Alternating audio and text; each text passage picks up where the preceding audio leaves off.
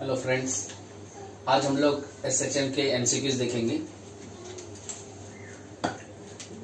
So very first question is a body of mass m is attached to the lower end of the spring whose upper end is fixed.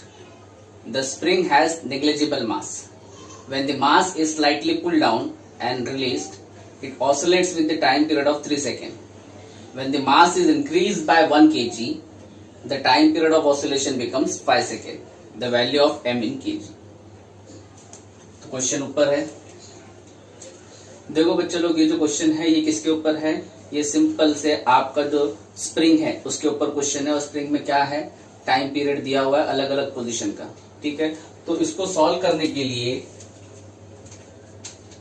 We know, आपको पता है time period जो होता है वो 2 pi square root of m upon k होता है। अब इस क्वेश्चन में मास चेंज किया हुआ है लेकिन स्प्रिंग तो सेम है, और स्प्रिंग सेम होने की वजह से उसका जो स्प्रिंग कांस्टेंट है k, वो भी क्या रहेगा? सेम रहेगा। तो k कांस्टेंट है, इसलिए मैं इसको ऐसे बोल सकता हूं t is equal to 2 pi m upon constant. अब अगर मैं थोड़ा ध्यान दूं तो मुझे क्या पता चल रहा है कि rest everything is constant, time period is directly proportional to m। Based on this मैं ऐसा लिख सकता हूं t1 upon tt is equal to square root of m1 upon m2। Now अगर आप क्वेश्चन को फिर से ध्यान देंगे तो आपको पता चलेगा कि जब मास m था तो उसका टाइम पीरियड जो था वो 3 सेकेंड था। That means when m1 is equal to m, at that time t1 is equal to 3 second. And जब m1 अपना मास बढ़ाया गया, कितना बढ़ाया? जितना पहले था उतना प्लस 1 kg, तो m2 will be m plus 1 at that time period क्या हो गया? 5 सेकेंड। ये आपको दिया हुआ है। तो अब ये मैं वैल्यूज डाल देता हूं। 3/5 स्क्वायर रूट ऑफ m1 की जगह पे आई विल राइट m, m2 की जगह पे m plus 1। Now can we square this? तो 9/25 is equal to m upon m plus 1। अब इसको हम सिंप्लीफाई करेंगे। 9m plus 9 is equal to 25m, या फिर 9 will be 25m minus 9m और 9 will be 16m। सही है, तो यहां से m क्या मिला? 9/16 kg। यही आपको पूछा गया। क्लियर है? ये क्वेश्चन बहुत सिंपल था। इसमें क्या किया है? टाइम पीरियड का इक्वेशन यूज करना पड़ा क्योंकि टाइम पीरियड दिया हुआ था, मास वेरी हुआ, के वेरी नहीं हुआ। ठीक है, so this is the first question. Okay,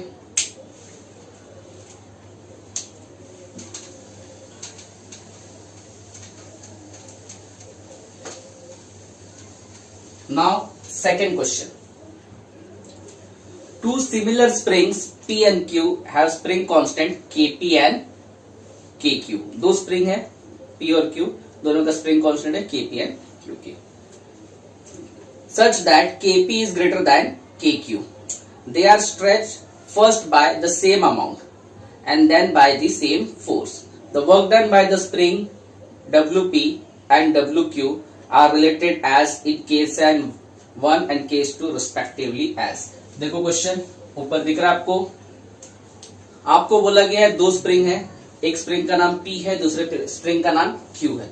दोनों स्प्रिंग का अपना अपना कांस्टेंट है। पहले का कांस्टेंट Kp है, दूसरे का कांस्टेंट Kq है। बोला गया है Kp is greater than Kq। अब यहाँ पे दो अलग अलग केसेस दिए हैं स्प्रिंग में। सबसे पहला केस दिया है कि both are stretched by same amount, मतलब दोनों का इलॉन्गेशन सेम है। और दूसरा केस बोला गया है if same force is applied, तो दोनों केस में किसका वर्क डन ज्यादा होगा, P का या Q का, ये पूछा गया है। सो यहां पे मैं चालू करता हूं with given condition Kp is greater than Kq। This is given, ये हमको दिया हुआ है। सही है। अब केस 1, जब मैं केस 1 की बात करता हूं बच्चा लोग, तो केस 1 में क्या है? stretched by same amount. That means xp is equal to xq is equal to x. अच्छा, वर्क डन बाय स्प्रिंग कैसे दिया जाता है? W जो होता है वो दिया जाता है हाफ इंटू के इंटू एक्स स्क्वायर. सही है ना. WP क्या हो जाएगा फिर? हाफ इंटू के P into x P square, equation 1. WQ क्या हो जाएगा? हाफ इंटू के Q into x Q square, equation 2. अब मैं दोनों को डिवाइड कर सकता हूं. WP बाय WQ क्या हो जाएगा? हाफ हाफ कट जाएगा. अच्छा, क्वेश्चन में एक्स पे एक्स क्यू सेम है तो ये भी कट जाएगा, तो it will be simply KP by KQ. अच्छा, इससे क्या पता चलता है? KP is greater than KQ. That means what? KP upon KQ is greater than 1. इससे यही पता चलता है ना. ठीक है, तो मतलब KP upon KQ greater than 1 हुआ. इसका मतलब WP अपॉन WQ जो है वो भी ग्रेटर देन 1 हुआ. तो that is I could say that WP is greater then WQ. ये फर्स्ट केस है. सही है. अब हम बात करेंगे केस 2 की. केस 2 में बोला गया है they are stressed by same force. अब सेम फोर्स है, stretched by same force. Same force का मतलब क्या हुआ? सेम फोर्स का मतलब हुआ कि FP और FQ इक्वल हुए F2. तो वर्क डन का फॉर्मूला मुझे फिर से पता है. W is equal to half K X square. But अब मेरे को F के फॉर्म में फॉर्मूला चाहिए, तो मैं क्या करूंगा? We know F is equal to K X. यहां से x क्या हो जाएगा? F बाई के. तो ये जो W है ये क्या हो जाएगा फिर? Half k as it is x square, तो it will become F square upon k square. तो ये k कट जाएगा और मुझे वर्क डन मिलेगा F square upon 2k. F square upon 2k. सही है. तो मैंने क्या किया? वर्क डन का फॉर्मूला F के फॉर्म में लेके आ गया. पहले केस में x के फॉर्म में डेटा था तो x के फॉर्म में रखा. दूसरे केस में F के फॉर्म में चाहिए तो we got it in the form of force. Now WP क्या हो जाएगा? FP square upon 2KP, equation 1 again. WQ क्या हो जाएगा? FQ square upon 2KQ, equation 2. फिर से डिवाइड करेंगे WP अपॉन WQ. अब अगर डिवाइड करते हैं तो फोर्स इक्वल दिया था, कट जाएगा, 2 भी कट जाएगा और रेसिप्रोकल फॉर्म में है तो KQ ऊपर चला जाएगा और KP नीचे आ जाएगा. सही है. अच्छा, इसको मैं उल्टा कर सकता हूं. तो WQ बाई WP क्या हो जाएगा? KP by KQ. मुझे पता है KP बाई KQ क्या है? Greater than 1. इसका मतलब WQ जो है वो बड़ा है WP से. तो आपको ऐसा ऑप्शन ढूंढना है जहां पे WP is greater then WQ and WQ is greater then WP. तो ये आपको कहां दिख रहा है? ये आपको दिख रहा है ऑप्शन नंबर 3 में, where WP is greater than WQ for first case and WQ is greater than WP for second case. सही है. कोई तकलीफ इसमें? देख लो. ये हमारा सेकेंड क्वेश्चन था.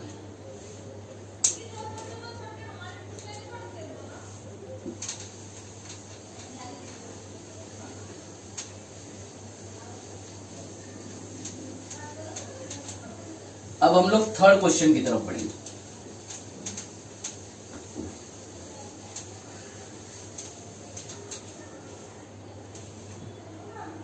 Now see the third question बच्चों. थर्ड क्वेश्चन है a particle is executing simple harmonic motion along a straight line. Its velocity at distance x1 and x2 from the mean position are v1 and v2. Velocity दी है x1 और x2 instant पे कहां पे कितने हैं? v1 और v2 है रिस्पेक्टिवली. तो टाइम पीरियड क्या होगा ये पूछा गया. तो वेलोसिटी के ऊपर क्वेश्चन है बच्चा लोग. हमको पता है SHM में वेलोसिटी दिया जाता है v is equal to square root of a square minus x square. ये जनरल फॉर्म है वेलोसिटी का, आपने भी पढ़ा है. तो अब क्या करेंगे हम लोग? इसको विल टेक स्क्वायर. तो v square will B w that is omega square into A square minus x square. Now दो अलग अलग डिस्टेंस पे अलग अलग क्या दिया गया है, वेलोसिटी दिया गया है। तो पहला केस बनाएंगे v1, क्योंकि SHM है तो SHM है तो ओमेगा सब जगह क्या रहेगा बच्चा लोग, सेम रहेगा, और एम्पलीट्यूड मैक्सिमम डिस्प्लेसमेंट होता है वो भी सेम रहेगा, तो ये भी सेम, ए स्क्वायर बचेगा क्या यहाँ पे x square. Let it be equation 1। Similarly v2 square जो होगा वो क्या होगा, w square that is omega square a square minus x2 square. ये हो गया मेरा इक्वेशन 2, इक्वेशन 1 इक्वेशन 2, सही है। नाउ अब हम क्या करेंगे, दोनों को सब्ट्रैक्ट करेंगे। Subtract equation 2 from equation 1। Equation 2 को इक्वेशन 1 से सब्ट्रैक्ट करेंगे। That means v1 square minus v2 square, left side हो गया, right hand side omega square a square minus x1 square, omega square a square minus x2 square, सही है। Omega square will be taken as common, यहाँ पे a square minus x1 square minus a square, minus of minus a plus हो जाएगा। अच्छा, plus A minus A cut गया और क्या बचा, v1 square minus v2 square is equal to omega square x2 square minus x1 square, सही है। अच्छा, ये ओमेगा स्क्वायर है, मुझे क्या चाहिए, ओमेगा चाहिए, तो ओमेगा स्क्वायर को एक तरफ लेके जाता हूं, तो ये इधर जाएगा, डिवाइड हो जाएगा। It will be v1 square minus v2 square upon x2 square minus x1 square. So I want omega, it will be square root of v1 square minus v2 square upon x2 square minus x1 square. ये omega आ गया बच्चा लोग, लेकिन question में हमको जो है टाइम पीरियड पूछा गया, तो वी नो ओमेगा जो होता है वो होता है 2 पाई अपॉन टी, या टी जो होता है 2 पाई अपॉन ओमेगा, सही है। तो t is equal to 2 pi upon omega, omega के बदले ये वैल्यू लिख दो। अब ये डिनोमिनेटर का डिनोमिनेटर ऊपर जाएगा तो क्या बनेगा, चेंज हो जाएगा। सो it will B x2 square minus x1 square upon v1 square minus v2 square. तो ये आपका क्वेश्चन का आंसर है। देख लो और चेक करो कौन सा ऑप्शन है बच्चा लोग, ये आपको ऑप्शन नंबर 2 है, सही है। कुछ कंफ्यूजन है प्लीज पूछो, ऑलराइट। तो ये था आपका क्वेश्चन नंबर 3। अब हम बात करेंगे क्वेश्चन नंबर 4 की।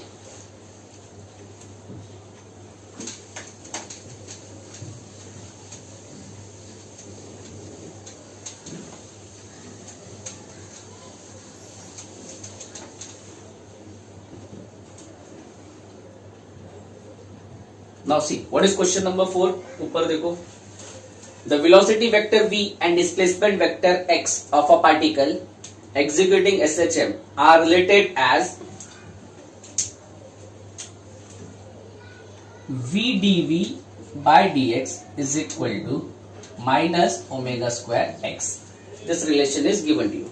With the initial condition v is equal to v naught at x is equal to 0. The velocity v when displacement is x is given by what? तो आप जरा क्वेश्चन को ध्यान से देखेंगे तो आपको ये रिलेशन दिया हुआ है बच्चा लोग, ठीक है। इसमें बोला गया है वेलोसिटी क्या है, वेलोसिटी का एक्सप्रेशन क्या है ये निकालना है। तो सिंपल सी बात है बच्चा लोग, ये सिंपल इंटीग्रेशन के ऊपर क्वेश्चन है। हम क्या करेंगे इसको सॉल्व करने के लिए, इंटीग्रेशन का रूल है वेरिएबल सेपरेट करने का, तो v के साथ dv होना चाहिए, x के साथ dx होना चाहिए। तो हम क्या करेंगे, v dv is equal to minus omega square x dx. Now we will integrate both side. So it will be integration v dv, it will be minus omega square, since it is constant I am taking outside, integration x dx. Now to this integration हमको limit add करना है। तो आपको बोला गया question में कि जब x 0 है तब वेलोसिटी v नॉट है, और जब डिस्प्लेसमेंट x है तो वेलोसिटी v है। Data is given to you. अब रीड करो उस लाइन को। With initial condition v is equal to v naught at x is equal to 0। सही है। अब मैं इंटीग्रेशन करता हूं, v का integration v square by 2 with the limits v naught and v minus omega square constant as it is. इसके लिए क्या आएगा, x स्क्वायर बाय 2 0 टू। सही है। नाउ अब मैं लिमिट सब्स्टिट्यूट करता हूं, तो ये हो जाएगा v square minus v naught square upon 2। This will become omega square x square minus 0 upon 2। Denominator से दोनों 2 निकाल दूं। अब यहां पे क्या बचेगा, v square minus v naught square is equal to यहां पे minus omega square x square. मुझे वेलोसिटी का इक्वेशन चाहिए, तो ये माइनस उधर जाएगा, प्लस बनेगा। तो v square will B v naught square minus omega square x square, और वेलोसिटी चाहिए तो स्क्वायर रूट ऑफ दिस। सो ये आपका सही आंसर है। चेक करो आंसर कौन सा है ये। It is again option number 2। ये क्वेश्चन बच्चा लोग आपको जो है एम्स में पूछा गया था 2005 में। देख लो, कुछ कंफ्यूजन है प्लीज पूछ लो। 4 क्वेश्चन देख चुके अब तक हम लोग, चारों के चारों इंपॉर्टेंट क्वेश्चंस हैं। ठीक है, मैं ये नहीं बोलूंगा कि ये चारों क्वेश्चन इजी है। They are consider as average question, ना डिफिकल्ट है ना इजी है। इनको क्या बोलते हैं हम लोग, एवरेज क्वेश्चन बोलते हैं। देखो फिजिक्स में है ना, बहुत कम क्वेश्चन में है ना ज्यादा लॉजिक लगाना पड़ता है। ज्यादातर क्वेश्चन सिंपल होते हैं, बस सही समय पे सही चीज याद आनी चाहिए। ठीक है, देख लो इसको।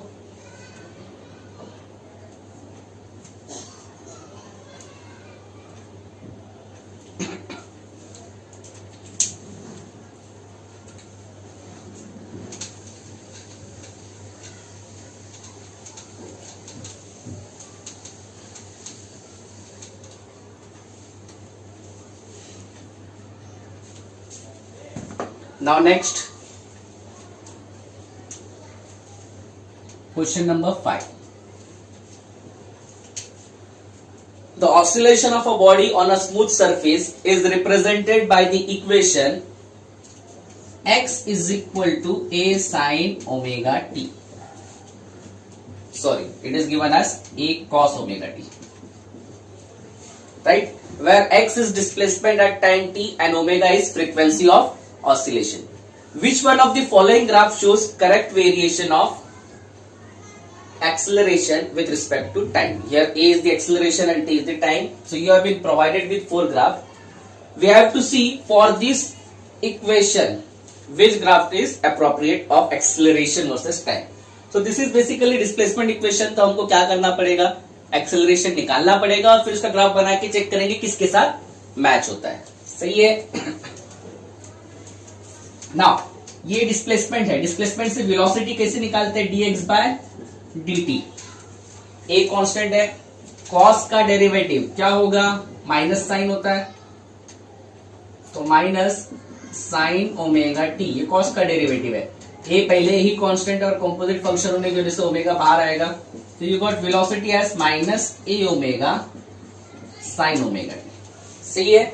नाउ एक्सेलरेशन क्या होता है, एक्सेलरेशन होता है rate of change of velocity.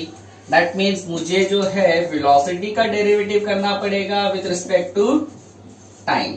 तो विथ रिस्पेक्ट टू जब टाइम मैं कर रहा हूं तो अगेन ये माइनस ए ओमेगा कॉन्स्टेंट है, साइन का डेरिवेटिव कॉस ओमेगा टी और कंपोजिट फॉर्म होने की वजह से एक और ओमेगा, तो ये क्या बना, minus a omega square cos omega T. This is the equation of acceleration. Now if you could see, this equation represent cos function. It means the graph of acceleration versus time will start from extreme position. Now there will be 2 cases. It may start from positive extreme condition or it may start from negative extreme condition. cos है, ये तो पता चल गया extreme position से graph चालू होने वाला है।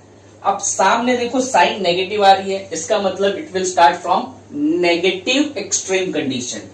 So इसके लिए एक्सेलरेशन वर्सेस टाइम का जो ग्राफ है वो नीचे से चालू होएगा, ऐसे जाएगा। एक्सट्रीम पोजीशन है, एक्सट्रीम पोजीशन से चालू हो रहा है, मतलब क्या है, कॉस फंक्शन है। सही है। और इस एक्सट्रीम पोजीशन में क्योंकि आगे साइन नेगेटिव थी इसलिए ये क्या है, नीचे से चालू हो रहा है। तो आपका ग्राफ ये वाला सही है, जो कहां दिया गया है आपको, it is given in option number 3, acceleration versus time. देख लो, फिर से बोल रहा हूं, क्वेश्चन में डिस्प्लेसमेंट दिया था आपको a cos omega t. A sine भी दे सकते हैं, कॉस भी दे सकते हैं। कॉस दिया मतलब क्या है, एक्सट्रीम पोजीशन से चालू हो रहा है। साइन देंगे मतलब क्या है, मीन पोजीशन से चालू हो रहा है। डजंट मेक डिफरेंस, ठीक है। तो आपको बोला गया था एक्सेलरेशन वर्सेस टाइम का कौन सा ग्राफ सही है। इसके लिए डिस्प्लेसमेंट दिया था, तो आपको क्या करना पड़ेगा, एक्सेलरेशन ग्राफ निकालना है, तो सबसे पहले एक्सेलरेशन निकालना पड़ेगा। For that we have the relation, पहले वेलोसिटी निकालो dx बाय dt, फिर एक्सेलरेशन निकालो dv बाय dt, ठीक है। कोई तकलीफ, देख लो इसको।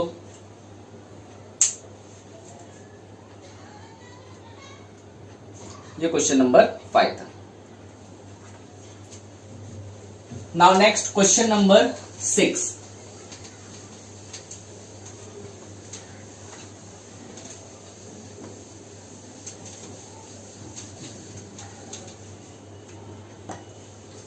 क्वेश्चन नंबर 6 की बात करते हैं हम लोग। देखो, रीड करते हैं क्वेश्चन नंबर 6 को। A simple harmonic oscillator consists of a mass m and an ideal spring with spring constant k। एक हार्मोनिक ऑसिलेटर है, ठीक है, जिसपे मास कनेक्ट है m और जो स्प्रिंग है, स्प्रिंग कांस्टेंट दिया हुआ है k। The particle oscillates with a time period t। Sorry। Now the spring is cut into two equal parts। दो इक्वल पार्ट में स्प्रिंग को काट दिए। If one part oscillates with the same particle then the time period will be. तो question को समझो बच्चा लोग, क्वेश्चन आपके सामने, ठीक है। बोला गया है एक हार्मोनिक ऑसिलेटर है, सिंपल हार्मोनिक ऑसिलेटर, जिसमें particle of mass n connected है आइडियल स्प्रिंग के साथ। स्प्रिंग कांस्टेंट कितना है आपका, k है, ठीक है। ये जो पार्टिकल है ये ऑसिलेट कर रहा है कितने टाइम पीरियड के साथ, t के साथ। अब कंडीशन ये है कि स्प्रिंग को मैं काट देता हूं दो इक्वल पार्ट में और एक पार्ट को ऑसिलेट कराता हूं, तो अब टाइम पीरियड क्या होगा। This is the question. Question समझ में आ गया। अब इसको सॉल्व करने के लिए अगेन टाइम पीरियड का इक्वेशन यूज करेंगे। What is the equation of time period. सबसे पहले वाले क्वेश्चन में यूज किए थे 2 पाई, सही है, m upon k। Now this is the first condition जहां पे स्प्रिंग कांस्टेंट k है, मास m है, ऑसिलेट कर रहा है पार्टिकल, टाइम पीरियड t है। This is first case. Now in case 2,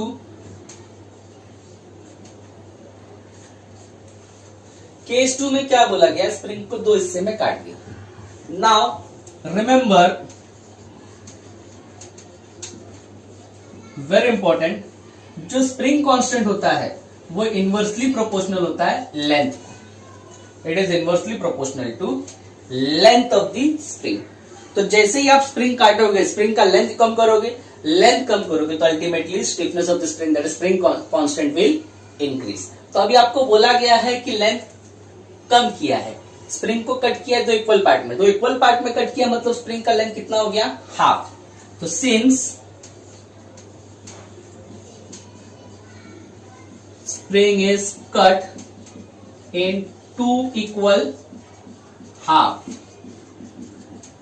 therefore k will be double।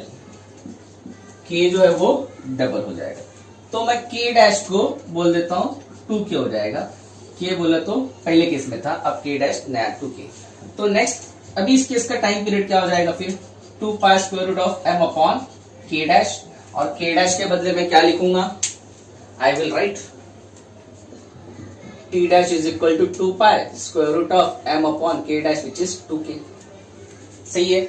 इसी इक्वेशन को मैं ऐसे भी लिख सकता हूं, 2 pi square root of m upon k, और ये जो रूट 2 है इसको मैं 1 अपॉन रूट 2 लिख सकता हूं, लिख सकते हैं ना, ठीक है।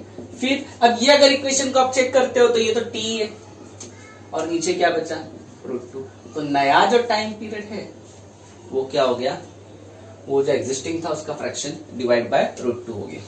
सही है। तो इसका सही ऑप्शन कहां है, चेक करो। इसका सही ऑप्शन है option number C. In general आप याद रखो, वेरी इंपॉर्टेंट चीज बोल रहा हूं, इफ spring is cut into n parts, then time period changes to t by root n. Similarly ये कटिंग वाला पार्ट हो गया ना, हर बार कट करेंगे ऐसा नहीं, बढ़ा भी सकते हैं. If length of spring is increased by n parts, then time period changes to root n times t. ये याद रखोगे तो इससे कोई भी क्वेश्चन आएगा तो इसको आप इजीली सॉल्व कर सकते हो. ये भी एम्स 2012 में पूछा हुआ क्वेश्चन है. देख लो, समझ लो, कुछ कंफ्यूजन है. ठीक है, ये था हमारा question number 6.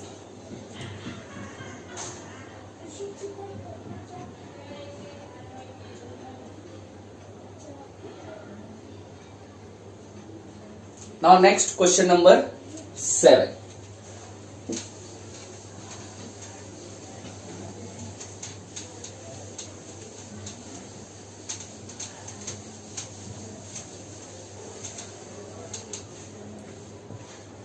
Question number 7 CBSE TMT का क्वेश्चन था, 1996 में पूछा था. ठीक है, देखो क्वेश्चन को रीड करता हूं. ऊपर आपके सामने क्वेश्चन है. A particle starts SHM from the mean position. Its amplitude is a and time period is capital T. At the time when its speed is half of its maximum speed, its displacement y is how much. देख लो एक बार question अच्छे से, मैं समझाता हूं. अभी question में सबसे पहले पार्ट में क्या बोला है पता है क्या? पार्टिकल है जो एसएचएम परफॉर्म कर रहा है और कहां से चालू हो रहा है? मीन पोजीशन से चालू हो रहा है. तो जब भी पार्टिकल मीन पोजीशन से चालू होता है तो उसका डिस्प्लेसमेंट दिया जाता है y is equal to a sine omega t. इसी को मैं ऐसे भी लिख सकता हूं, a sine instead of omega, omega 2 pi upon t होता है t.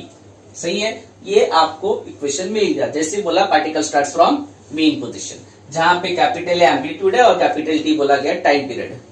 अब बोला गया है डिस्प्लेसमेंट निकालो जब इसकी जो स्पीड है वो हाफ हो जाएगी उसकी मैक्सिमम स्पीड की. तो सबसे पहले हम स्पीड निकालते हैं. स्पीड मतलब वेलोसिटी, और वेलोसिटी जो होता है rate of change of displacement होता है, dy बाय dt होता है. सही है. अब ध्यान देते हैं इधर, ए कांस्टेंट है एज इट इज. इसका डेरिवेटिव निकालना है साइन का, तो साइन का डेरिवेटिव क्या होता है? कॉस होता है. तो cos 2 pi t into T. लेकिन क्योंकि कंपोजिट फॉर्म है तो ये 2t अपॉन टी बाहर आ जाएगा. आ गया बाहर, तो ये वेलोसिटी का इक्वेशन हो गया. नाउ अब मैक्सिमम वेलोसिटी इससे क्या पता चल रही है? हियर अगर मैं चेक करूं इसको तो ये स्टैंडर्ड फॉर्म है a cos ओमेगा टी वाला. तो ये जो फर्स्ट पार्ट होता है ये क्या रिप्रेजेंट करता है? उसका मैक्सिमम वैल्यू रिप्रेजेंट करता है. Amplitude that is nothing but its peak value, maximum value. ठीक है, तो ये वेलोसिटी है तो ये वेलोसिटी का क्या हो गया? मैक्सिमम वैल्यू हो गया. v max is equal to a into 2 pi t. सही है. अच्छा, ये v max है, लेकिन आपको बोला गया है जो v max है ना, v max is half of it's value. देखो क्वेश्चन को रीड करो.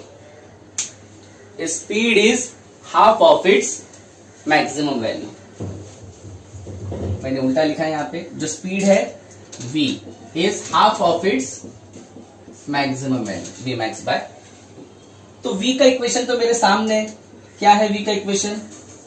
2 pi upon t into a. ठीक है, साथ में cos 2 pi t into t. और v max क्या है बच्चा लोग? यहां पे ये सामने it is a 2 pi T divide by 2. क्यों? क्योंकि v max बाय 2 था. ये इक्वेशन को समझो आप. ये जो v है, v में मैंने कौन सी वैल्यू डाली है? ये वाली. कहां से आई? यहां से. ठीक है, this equal to v max by 2. v max में कौन सी वैल्यू डाली? ये वाली. This is v max and this is divide by 2. अब अगर मैं इसको सॉल्व करूं तो मेरे को दिख रहा है ये a कटेगा, ये 2 पाई बाय टी कटेगा. तो यहां पे बचा क्या, here I get cos 2 pi upon t into t, और यहां पे आपका बच गया 1/2। सही है। अच्छा, cos के साथ ये पूरा एंगल में, अब cos उधर जाएगा तो क्या बनेगा, cos इनवर्स बनेगा, और यहां पे बच जाएगा 2 पाई t upon T which is cos inverse 1/2। cos की ऐसी कौन सी वैल्यू है जहां पे मुझे हाफ मिलता है, cos 60 is half. cos 60 can be written as, it can be written as pi by 3 since cos pi by 3 that is cos 60 is half। सही है। अब यहां से मैं क्या करूंगा, यहां से मैं t की वैल्यू निकालता हूं, छोटा t। तो देखो सबसे पहले पाई पाई कट जाएगा, अब ये t उधर जाएगा, और ये 2 3 6, तो t आई गॉट t/6। तो ये टाइम पीरियड है जहां पे मैंने क्या किया, टाइम पीरियड निकाला जहां पे वेलोसिटी जो है मैक्सिमम की हाफ होती है, लेकिन आपको टाइम नहीं निकालने बोला है, आपको निकालने बोला है डिस्प्लेसमेंट। तो डिस्प्लेसमेंट का इक्वेशन ये है ना, तो इधर आ जाओ, a sin 2 pi upon t into T. अब मैं यहाँ पे वैल्यू डाल दूं, a sin 2 पाई t के बदले t/6, तो t कट जाएगा, ये 2 और ये 3, तो you will get a sin pi by 3। sin pi by 3 मतलब 60, और sin 60 क्या होता है, सबको पता है, इट इज √3/2। तो डिस्प्लेसमेंट कितना हुआ, ये हुआ। तो चेक करो ये कौन सा ऑप्शन है, ये आपका ऑप्शन नंबर है सी। इस क्वेश्चन में फिर से बोल रहा हूं, ये कहां से आया, ये बोला मीन पोजीशन से चालू हो रहा है पार्टिकल, तो मीन पोजीशन बोला तो साइन फंक्शन, फिर ओमेगा 2 पाई अपॉन टी होता है। फिर मैंने क्या किया, ये डिस्प्लेसमेंट है ना, वेलोसिटी निकालने के लिए उसका डेरिवेटिव लिया, ए पहले ही कांस्टेंट था, साइन का डेरिवेटिव कॉस कंपोजिट फंक्शन है, तो ये बाहर आ गया। अब क्वेश्चन में आपको बोला गया है, this is given data in question, v max जो है यहां से ये मैक्सिमम वैल्यू है, बोला गया है वेलोसिटी जो है अपने मैक्सिमम की हाफ होगी, तो मैक्सिमम ये है उसकी वैल्यू डाला, वेलोसिटी ये उसकी वैल्यू डाला, और सॉल्व किया। चेक कर दो। Next question number 8।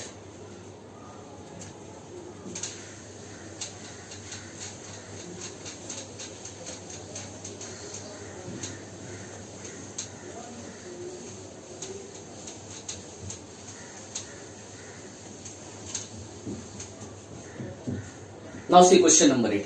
In a simple harmonic oscillator at mean position, simple harmonic oscillator पे मेन पोजीशन पे क्या होता है, ये क्वेश्चन है, AIEEE 2002 में पूछा है।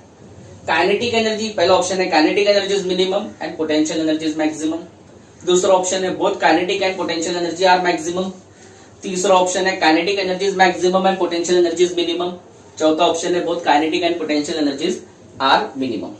Now please see, simple harmonic oscillator है, मीन पोजीशन की बात हो रही है और एनर्जी की बात हो रही है। तो सबसे पहली चीज तो मैं एनर्जीज की इक्वेशन लिख देता हूं। काइनेटिक एनर्जी जनरल फॉर्म में लिखा जाता है हाफ के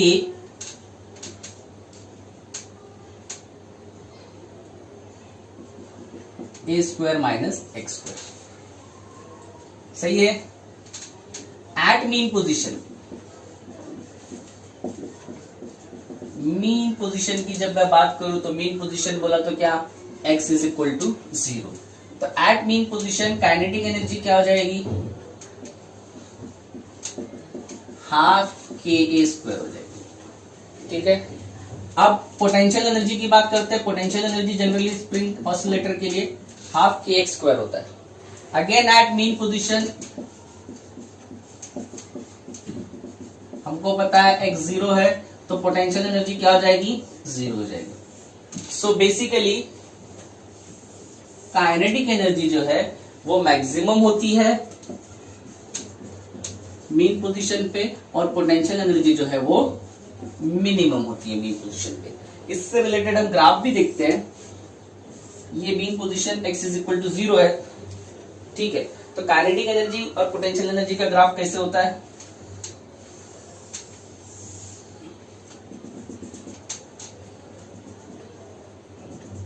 ये एक्सट्रीम पोजीशन है, x is equal to minus a, x is equal to plus a.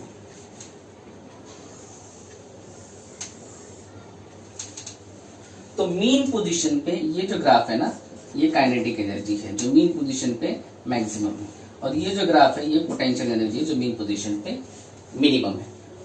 तो क्वेश्चन था मीन पोजीशन पे क्या जाता है, तो मीन पोजीशन पे क्या जाता है, मैक्सिमम है काइनेटिक एनर्जी, मिनिमम है पोटेंशियल एनर्जी। तो चेक करो which is the right part. Kinetic energy is maximum and potential energy is minimum, which is given in option number C. सही है, जाओ आगे।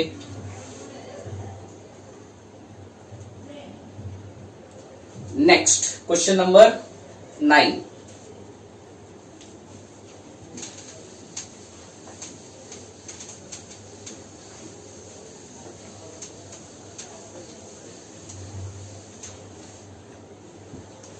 क्वेश्चन नंबर 9 रीड करता हूं आप लोगों के लिए। The displacement of a particle along the x axis is given by x is equal to a sin square omega t. x is equal to a sin square omega t. The motion of the particle corresponds to simple harmonic motion of frequency omega by 2 pi, simple harmonic motion of frequency omega by pi, simple harmonic motion of frequency 3 omega by 2 pi, non-simple harmonic motion. These are the 4 options given. तो सबसे पहले दिया क्या है, displacement of a particle दिया है। कितना दिया है बच्चा लोग, x is equal to a sine square omega t, right. अब ऑप्शन में सबसे पहले हमको चेक करना है कि ये सिंपल हार्मोनिक है या नहीं है। तो सिंपल हार्मोनिक मोशन है या नहीं है, इसकी कंडीशन क्या होती है बच्चा लोग। मोशन को चेक करने के लिए whether it is simple harmonic और नॉट, ये डिस्प्लेसमेंट का इक्वेशन है। If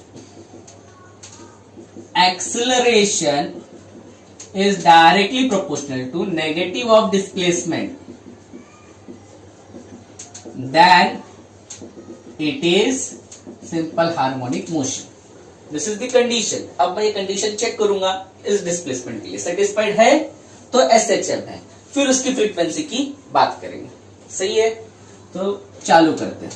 x is equal to a sine square omega t. Acceleration निकालने के लिए पहले वेलोसिटी निकालना पड़ेगा, वेलोसिटी के बाद एक्सेलरेशन, और वेलोसिटी के लिए डिस्प्लेसमेंट का डेरिवेटिव करना पड़ेगा। अब डेरिवेटिव करना है तो साइन स्क्वायर का डायरेक्ट डेरिवेटिव नहीं होता है, तो अपने को पता है ना साइन स्क्वायर को कैसे लिखा जा सकता है।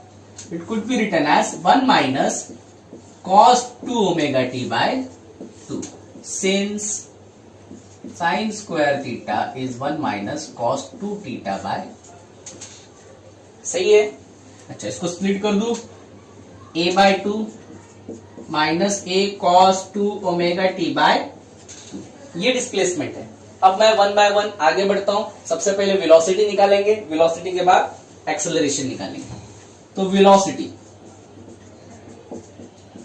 dx बाय dt, डेरिवेटिव कर रहे हो विद रिस्पेक्ट टू टाइम, तो a बाय 2 कॉन्स्टेंट है, इसका डेरिवेटिव 0 हो जाएगा, ये आएगा नहीं। तो माइनस ये a बाय 2 कॉन्स्टेंट, कॉस का डेरिवेटिव होता है minus sign,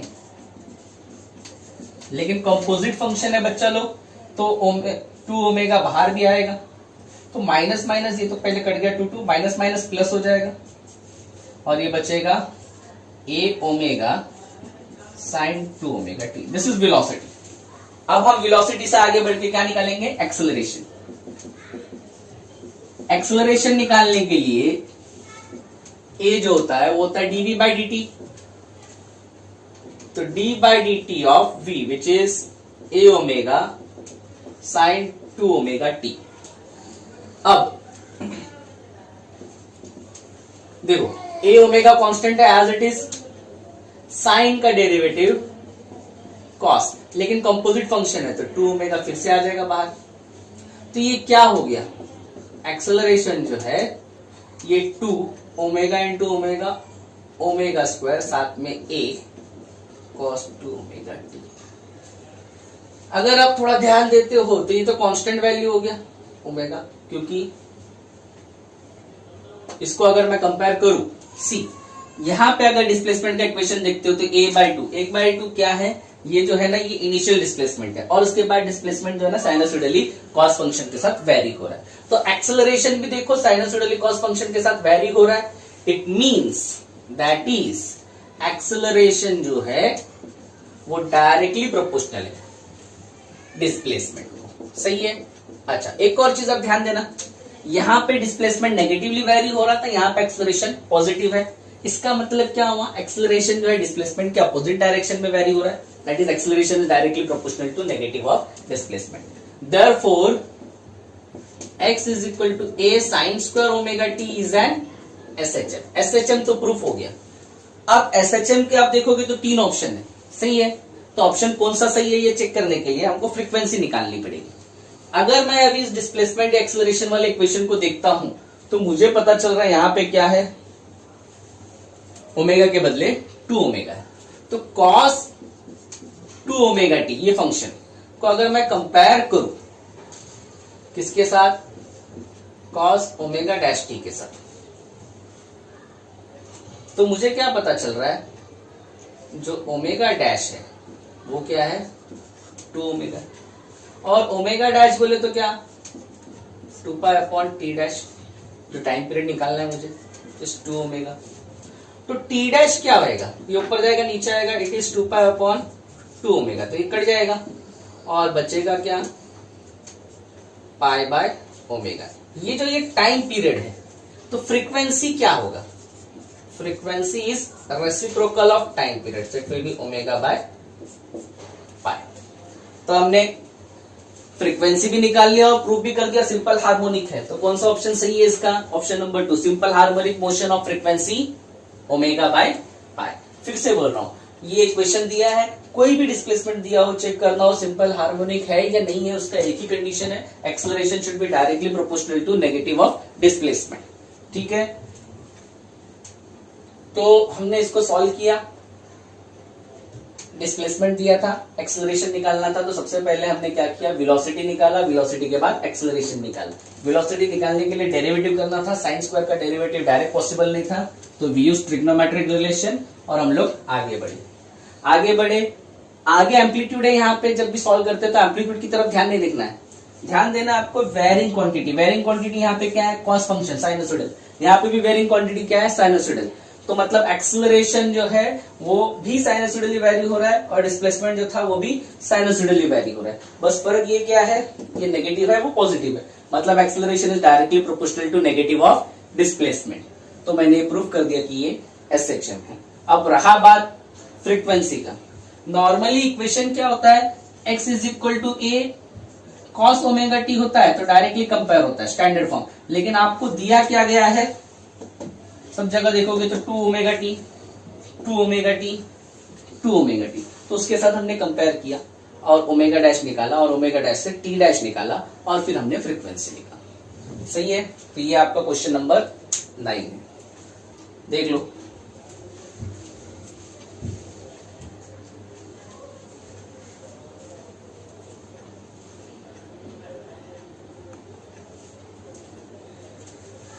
Now we will do question number 10.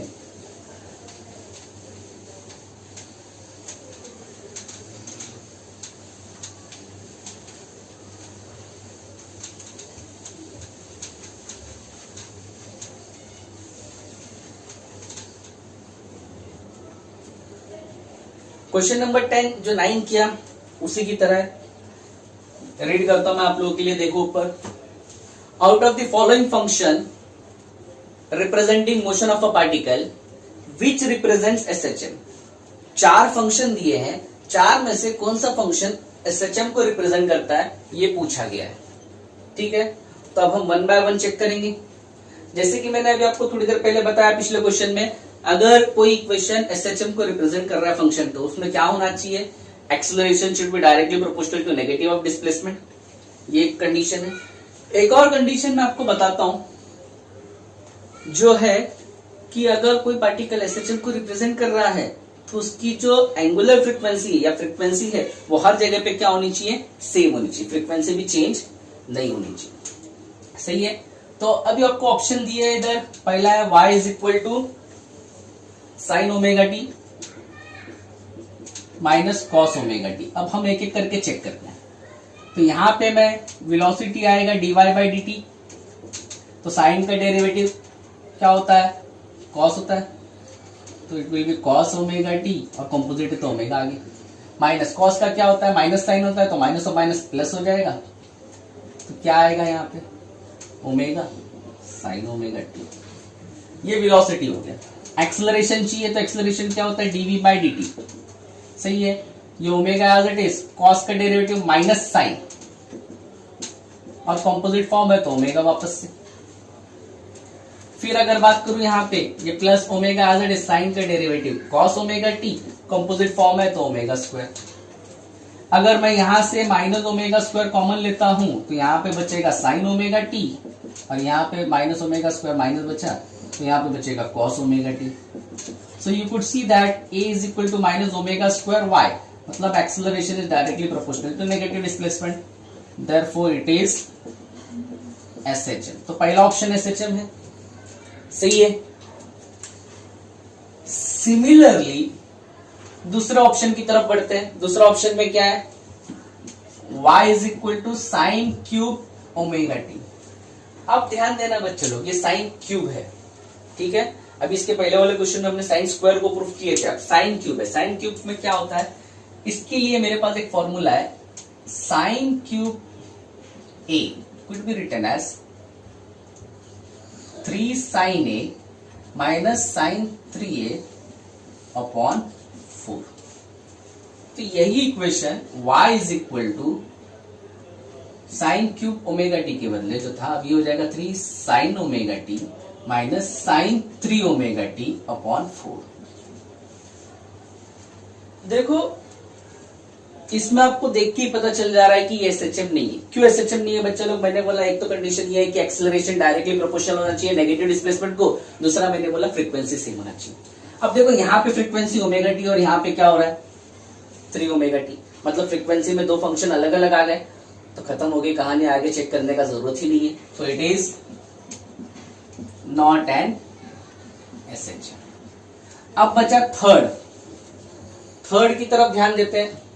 What is third part, third part में आपको इक्वेशन दिया है y is equal to 5 cos 3 pi by 4 minus 3 omega t. इसको भी आप डेरिवेटिव से सॉल्व करेंगे तो देखते हैं क्या आता है, v is equal to d y by d t, phi as it is constant है इसलिए, कॉस का डेरिवेटिव माइनस साइन तो माइनस आगे डाल दिया, sine 3 pi by 4 minus 3 omega. Composite form है तो इसका भी डेरिवेटिव आएगा, ये कांस्टेंट है 0 हो जाएगा, और ये जो है माइनस माइनस प्लस हो जाएगा minus 3 omega. So velocity will become minus minus plus 15 omega sine 3 pi by 4 minus 3 omega t. अब बचा क्या, acceleration. Acceleration dv by d t होता है, कैसे करेंगे, 15 ओमेगा कांस्टेंट, साइन का डेरिवेटिव कॉस,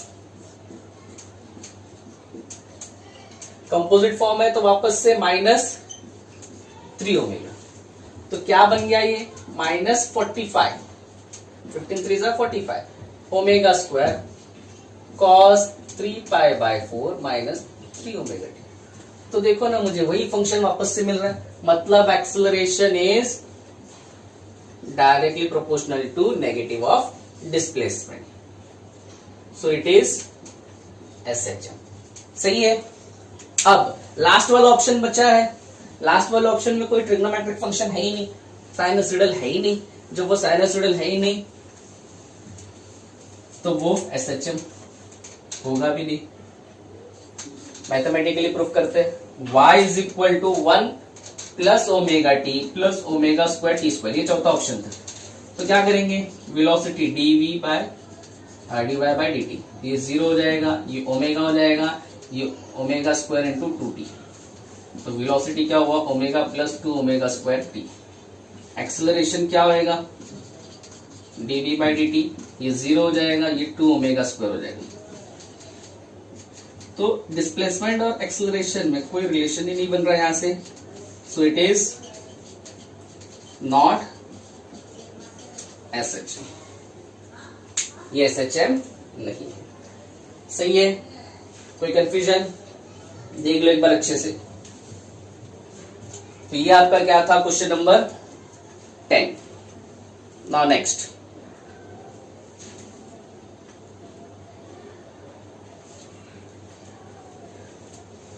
मिटा दूं, देखो 4 ऑप्शन थे, चारों को हमने कैसे सॉल्व किया, 1 बाय 1 वेरीफाई किया SHM है या नहीं। फिर से रिपीट कर रहा हूं, SHM की दो condition, acceleration should be directly proportional to negative of displacement and second frequency should remain constant.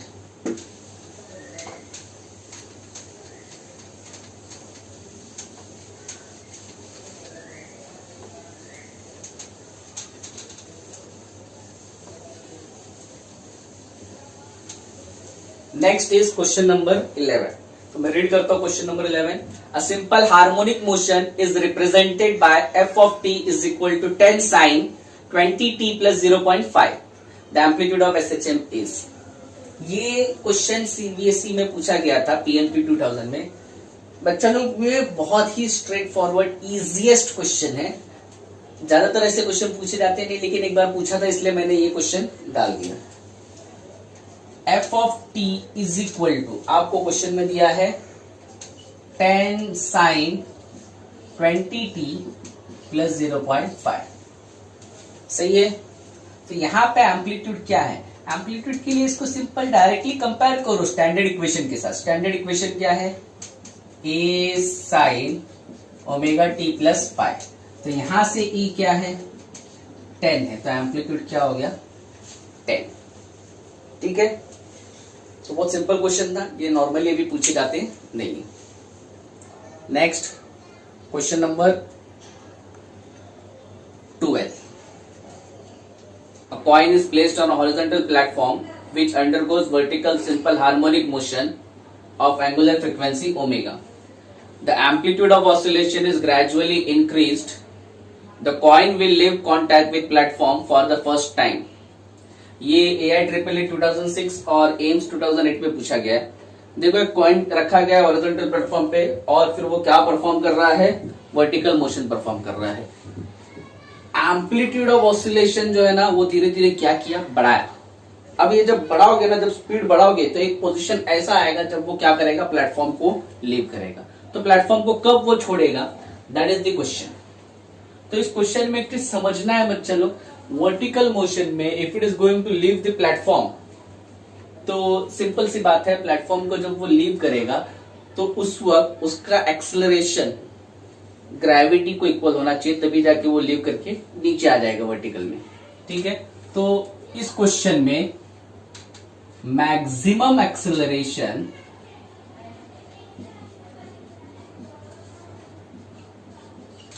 Should be equal to acceleration due to gravity. तो मैक्सिमम एक्सेलरेशन हमको पता है कहां होता है, एक्सट्रीम पोजीशन पे होता है, which is omega square a and it should be equal to g. ठीक है, तो ए एम्पलीट्यूड है तो ए क्या हो जाएगा फिर, जी बाय ओमेगा स्क्वायर। तो ये इस क्वेश्चन में पूछा गया था। अब समझो एक हॉरिजॉन्टल प्लेटफॉर्म तो है ही, उसके साथ वो व्रिल कर रहा है कॉइन, ठीक है, इधर भी सब जगह पे। लेकिन जैसे जैसे स्पीड बढ़ाएंगे तो एक पोजीशन ऐसा आएगा, स्पीड की वजह से उसमें इनर्शिया इतना डेवलप होगा कि वो नीचे की तरफ पुल होएगा।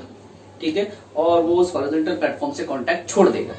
तो वो कब करेगा, जब maximum acceleration due to gravity को इक्वल होगा। और मैक्सिमम एक्सेलरेशन ओमेगा स्क्वायर ऐसे दिया जाता है, हमको पता है, और ग्रेविटी जी, तो इसलिए एम्पलीट्यूड जो है वो क्या होगा, जी अपॉन ओमेगा स्क्वायर। तो इसका फर्स्ट ऑप्शन जो है for an amplitude of g by omega square, ये सही है। तो ये अपना क्वेश्चन नंबर 12 था। Next question number 13। रीड करो क्वेश्चन नंबर 13। देखो, when two displacement represented by y1 is equal to a sin omega t and y2 is equal to b cos omega t are superimposed, then the motion is। तो यहां पे question number 13 में दो equation दिए। Very first, y1 is equal to a sin omega t, y2 is equal to b cos omega t। सही है। अच्छा, दोनों की फ्रीक्वेंसी सेम है, मतलब ये क्या है, SHM है। तो आपको SHM पहले तीन ऑप्शन में दिख रहा है, बस अभी एम्पलीट्यूड चेक करना है। तो एम्पलीट्यूड के लिए ये कॉस है, कॉस को मैं क्या कर सकता हूं, इसको b sign omega t plus pi by 2 लिख सकते हैं इसको।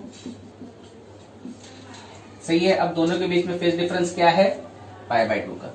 तो अब रिजल्टेंट एम्पलीट्यूड निकालने के लिए we will use principle of superposition. Resultant amplitude के लिए अपने पास इक्वेशन है a is equal to square root of a1 square plus a2 square plus 2a1 a2 cos phi. सही है। तो a1 कितना है, स्मॉल एम्पलीट्यूड a2 ये है, तो 2a1 a2 सही है, दैट इज ab। अब यहाँ पे cos पाई, फेज शिफ्ट कितना हुआ बच्चा लोग, पाई बाय 2, और cos पाई बाय 2 मतलब cos 90 क्या होता है, 0 होता है, तो ये पूरा टर्म हट जाएगा। तो यहाँ पे बचेगा क्या, a square plus b square. तो ये है मेरा क्वेश्चन नंबर 13, जिसका करेक्ट ऑप्शन है ऑप्शन नंबर बी। सही है।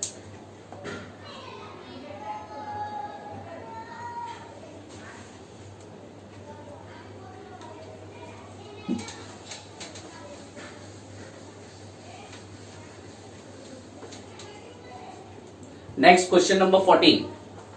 A particle performs simple harmonic motion with an amplitude A. Its speed is triple at the instant, that is at a distance 2a by 3 from equilibrium position. The new amplitude of the motion is. ये question JEE mains में पूछा गया था 2016 में। ठीक है।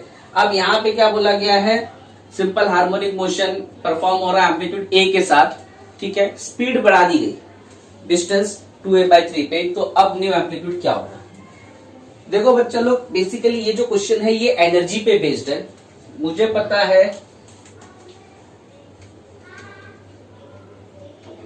Energy जो है कैसे दी जाती है, इनिशियली जब एम्पलीट्यूड A था तो एनर्जी जो है वो कैसे दी जाती है, उसको हम लोग लिखते हैं initial energy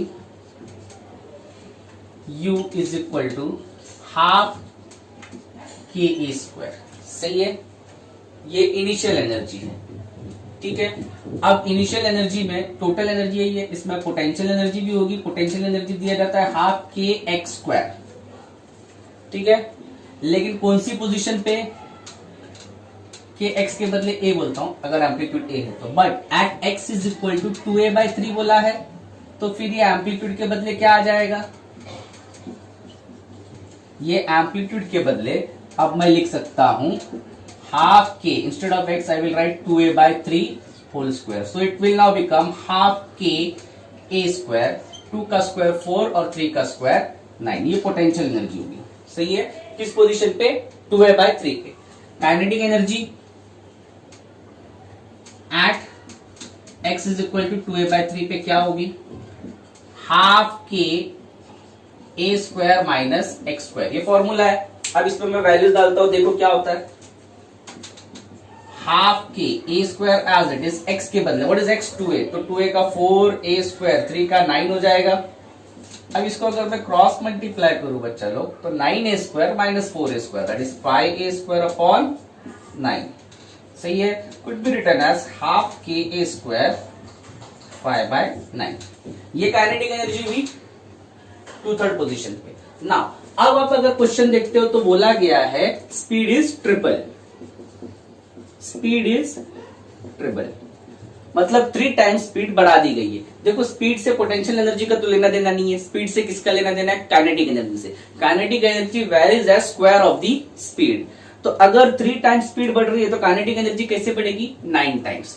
so kinetic energy जो न्यू है it will B 9 times the kinetic energy जो एक्चुअली था। तो ये 9 टाइम्स हाफ इंटू के ए स्क्वायर इंटू 5 by 9। तो ये कट के क्या बचेगा, k a square that is 5k square upon, ये नई काइनेटिक एनर्जी। अच्छा, पोटेंशियल एनर्जी चेंज होगी क्या, नहीं होगी, because it doesn't depends on speed. तो टोटल एनर्जी, अब टोटल न्यू एनर्जी जो है दैट इज यू डैश बोलता हूं, वो क्या होगा, के ई प्लस पी होगा। सही है। तो के ई प्लस पी, अब नया के ई क्या है, 5 स्क्वायर बाय 2, और नया पी क्या है, पी तो उतना ही है जो चेंज नहीं हुआ है, which is half k a square 4 by 9। अगर मैं इसमें से के ए स्क्वायर अपॉन 2 कॉमन ले लेता हूं तो यहाँ पे बचेगा 5 और यहाँ पे बचेगा 4 by 9।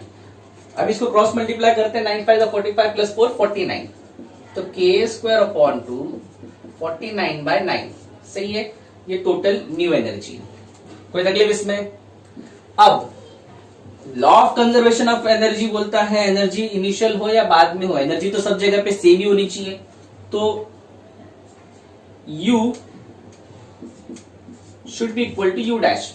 So half K A square should be equal to K A square upon 2 into 49/9। अब हम अपने कन्वीनियंट के लिए यहाँ पे बोल देते हैं जो नया एम्पलीट्यूड है वो है A डैश, सही है। तो अब क्या हो जाएगा, हाफ के कट जाएगा, सही है। Now I am left with A dash square is equal to A square into 49/9। अच्छा, आप दोनों का एम्पलीट्यूड सेम नहीं बोल सकते, ये टोटल पे है और ये जो है ये कहाँ चेंज हुआ है, 2/3 पे, और 2/3 पे बोला गया था कि काइनेटिक एनर्जी जो है अभी ट्रिपल हो जाएगी, ठीक है। तो अब ये स्क्वायर रूट लूम है, तो if I take square root तो it will become A dash is equal to A, 49 का 7 हो जाएगा और 9 का स्क्वायर रूट 3। तो ये मेरा ऑप्शन है। चेक करो, फिर से बोल रहा हूं, टोटल एनर्जी का फॉर्मूला ये है। टोटल एनर्जी में दो पार्ट होते हैं, पोटेंशियल प्लस काइनेटिक। हम पोटेंशियल और काइनेटिक किसके लिए निकाल रहे हैं, एट पोजीशन 2a/3। क्यों? क्योंकि 2a/3 पे अपने को काइनेटिक एनर्जी चेंज हो रही है, स्पीड ट्रिपल हो रही है। तो पोटेंशियल एनर्जी निकाला, काइनेटिक एनर्जी निकाला 2/3 पे, स्पीड ट्रिपल हो गई 2/3 पे, तो काइनेटिक एनर्जी नहीं ये बन गई, तो टोटल न्यू एनर्जी भी क्या बन गई, ये बन गई, मतलब K plus P। But K और P क्या होना चाहिए, सेम होना चाहिए, मतलब इनिशियल टोटल एनर्जी और final total energy should be same. तो इनिशियली ये था, फाइनली ये मिला, दोनों को इक्वेट किया तो एम्पलीट्यूड मेरे को मिल गया, जो नया एम्पलीट्यूड है, ठीक है। This was question number 14। Now question number 15।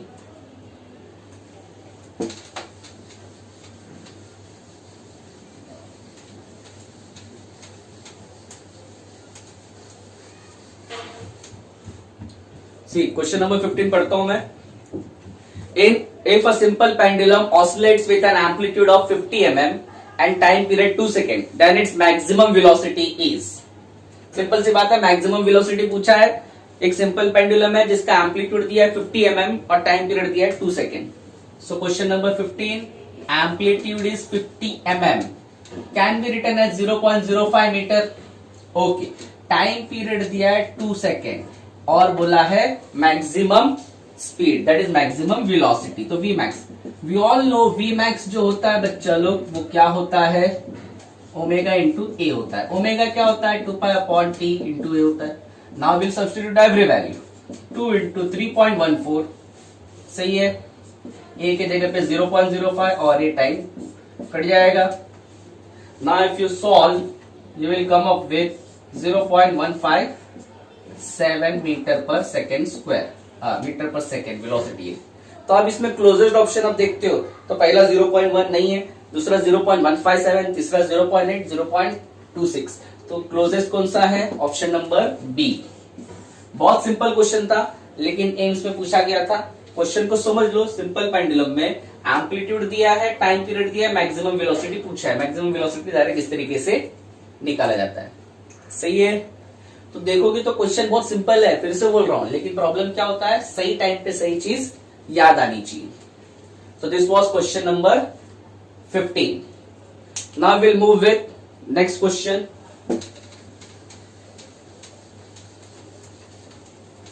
Number 16. देखो ऊपर क्वेश्चन है, for a particle executing simple harmonic motion, which of the following statement is not correct? कौन सी स्टेटमेंट करेक्ट नहीं है ये पूछा गया क्वेश्चन में। तो चारों ऑप्शन है, मैं 1 by 1 रीड करता हूं। पहला ऑप्शन है, total energy of the particle always remains the same, it is universal law, energy सब जगह पे सेम होगी, फिर वो एसएचएम हो या ना हो, सही है। So this is the true statement. Second, the restoring force is always directed towards the fix point. SHM में जो फिक्स पॉइंट होता है उसको मीन पोजीशन बोलते हैं, और रिस्टोरिंग फोर्स हमेशा मीन पोजीशन पे ही एक्ट होती है, मतलब फिक्स पॉइंट पे ही एक्ट होती है। तो इसलिए सेकेंड पॉइंट भी जो है ये करेक्ट है। Restoring force is maximum at the extreme position. जी हाँ, रिस्टोरिंग फोर्स मैक्सिमम होती है एक्सट्रीम पोजीशंस पे। क्यों? क्योंकि वो चाहती है कि वो मीन पोजीशन पे आए, फिक्स पोजीशन पे आए। सो जितना दूर रहेगा उतना ज्यादा फोर्स एक्ट होगा नजदीक आने के लिए। सही है। So third option is also right. What is fourth? The acceleration of the particle is maximum at equilibrium position. Acceleration कैसे दिया जाता है? We know acceleration a is given as minus omega square x at mean position, that is equilibrium position, x is equal to 0। तो acceleration क्या होएगा? 0 होएगा। तो acceleration maximum नहीं होता है मीन पोजीशन पे या इक्विलिब्रियम पोजीशन पे। ठीक है। So the correct option is fourth. Again ये एम्स में पूछा गया था, सिंपल टाइप है, बस याद रखना पड़ेगा आपको। Next question number 17। ये क्वेश्चन नीट में पूछा गया है, नीट 17 में पूछा गया है। डिफिकल्ट भी बोल सकते हैं, एवरेज भी बोल सकते हैं। अगर आपका प्रिपरेशन अच्छा है तो इट इज एवरेज। ठीक है। A particle executes linear simple harmonic motion with amplitude 2 centimetre. Amplitude दिया है 2 centimetre. When the particle is at 1 centimeter from mean position, that is distance दिया है 1 centimeter. The magnitude of its velocity is equal to that of its acceleration. Velocity का magnitude of velocity is equal to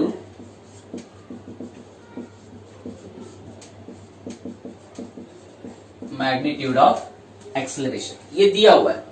ठीक है। अभी इस condition पे time period क्या है ये पूछा है। What is time period? तो मैं आगे बढ़ता हूं बच्चों लोग। मुझे पता है मैग्नीट्यूड ऑफ वेलोसिटी कैसे दिया जाता है, omega into square root of a square minus x square, और मैग्नीट्यूड ऑफ एक्सेलरेशन दिया जाता है ओमेगा स्क्वायर एक्स। एक ओमेगा कट जाएगा, तो यहां पे बच्चा a square minus x square is equal to omega into x. सही है। नाउ इसको मैं ओमेगा निकालू तो क्या होएगा? फिर इधर जाएगा a square minus x square upon x. अब मेरे को वैल्यूज डालनी है और बहुत आसानी से ये सॉल्व हो जाएगा। ए की वैल्यू 2 स्क्वायर माइनस एक्स की वैल्यू 1 स्क्वायर अपॉन 1, तो ये हो जाएगा 4 माइनस 1 अपॉन 1। तो कितना हो गया? √3। But this is omega. Omega मुझे पता है क्या होता है, 2 पाई अपॉन टी होता है। तो ये टी ऊपर जाएगा और ये √3 नीचे आएगा। So t will be 2 pi upon √3। थोड़ा सा लॉजिक लगाओगे, सारे फॉर्मूले से ही बिठाओगे तो बहुत आसान है। ठीक है। आसान है, लेकिन जब पेपर में जाते हो तो लगता नहीं है। क्यों नहीं लगता है? प्रिपरेशन मैटर करती है। अगर आप अच्छे से प्रिपेयर करके जाओगे तो ये सब नीट में पूछे हुए क्वेश्चन है, कुछ डिफिकल्ट नहीं है, वेरी सिंपल है ना, बट याद रहना चाहिए। तो यहाँ पे ऑप्शन कौन सा सही है? Option number c is the right option.